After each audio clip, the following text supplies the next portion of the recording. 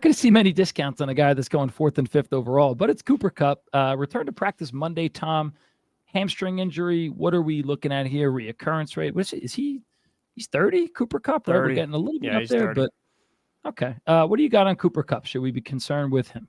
At this point, all systems are looking good. I mean, we've had some really nice videos coming out of Los Angeles of him ramping things up with some slowly jogging, then him really stressing a faster run last week. Everything looked good. Running mechanics looked sound. He didn't appear to be in any pain.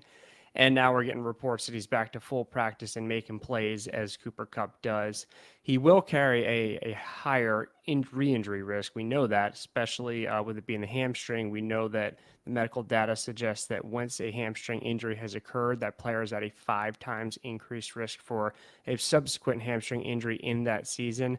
Plus, him being 30, that slows down healing, muscle tissue elasticity, not quite as good as it used to be. So there's no doubt that there's some elevated injury risk here, but we also know that Cooper Kupp is in the best medical hands with the Los Angeles Rams training staff, and that he's an incredibly hard worker.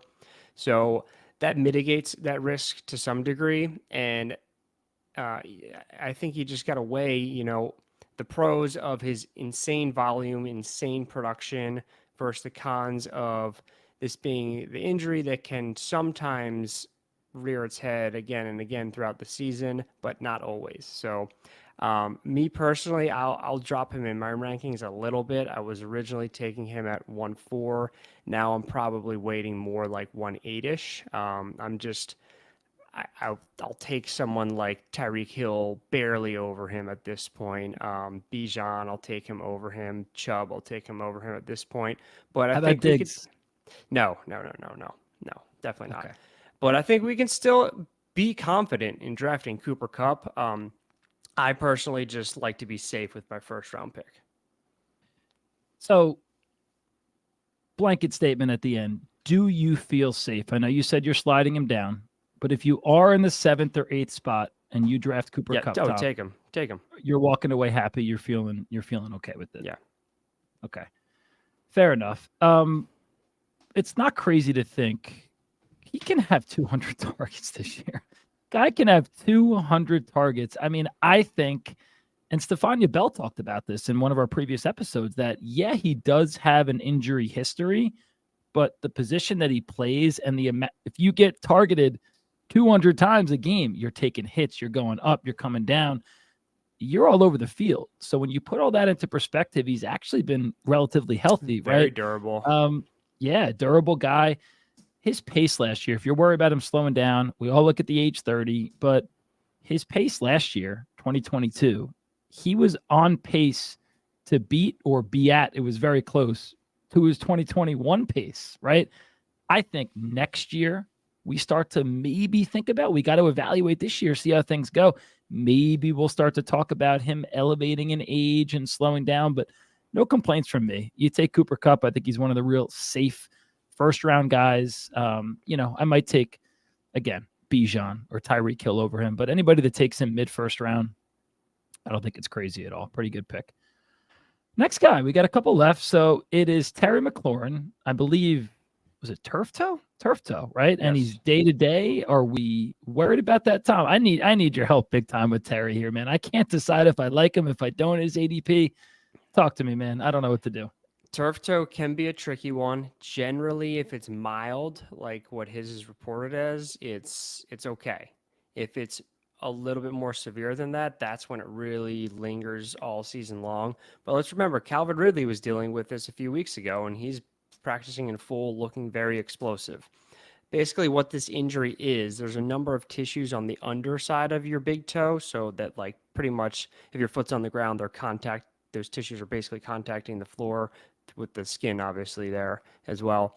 And they get overstretched basically. So this injury occurs when your toe gets bent upwards aggressively, which is what happened with him.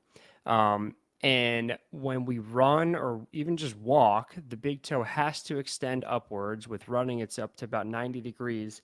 And these tissues on the underside of it that are injured in the turf toe injury, they are responsible for preventing the big toe from continuing to just flop all over the place and they help create a nice push off for walking or running, which is obviously critical for sprinting and cutting.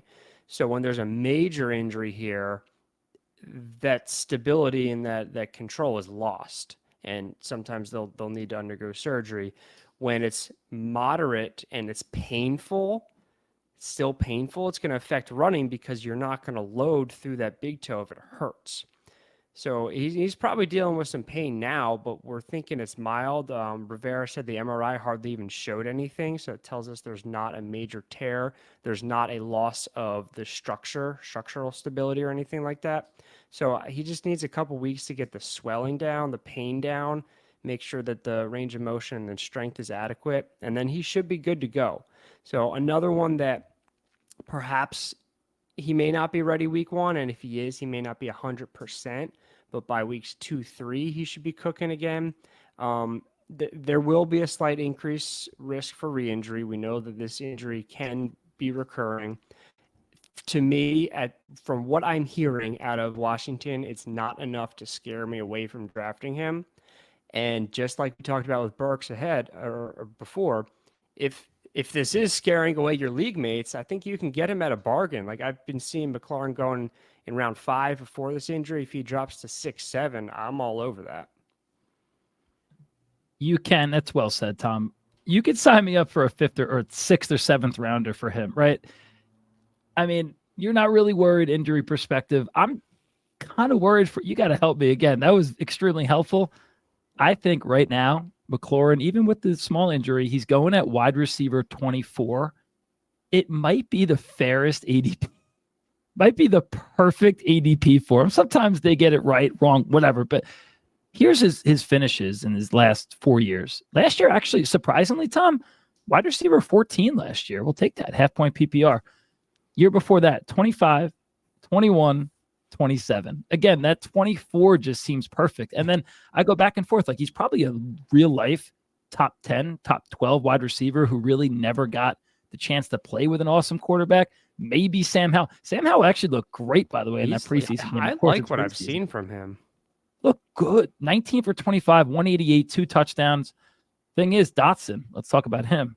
Dotson had 7 targets to Terry's 3. Did Terry get hurt in the game, Tom? Yes, he did. Okay, so that could have also put a hamper on. Or damper on that. I didn't actually see when he got hurt, but Dotson a lot of targets. So now I'm going back and forth too with this scenario with the Commanders.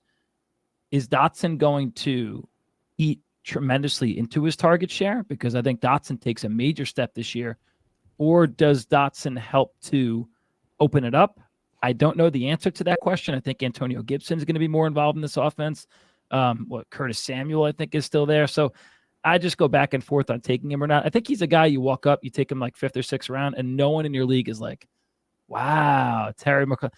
It's just like, okay, I have Terry McLaurin on my team. I'm going to go sit down and continue to drink my beer and eat my burger, and he'll be my wide receiver 2 or flex guy. Like, there's nothing impressive about it, right? No, but he's kind of like the other day when Jeff was on the show, I was talking about how Miles Sanders is just like the most boring running back in the draft this year because the ceiling's not great, but the floor's comfortable. I think that's pretty much McLaurin. Yeah, fair enough. I do like Dots. I mean, they're actually going around the same spot, so interesting to see how they'll pan out this year. Okay.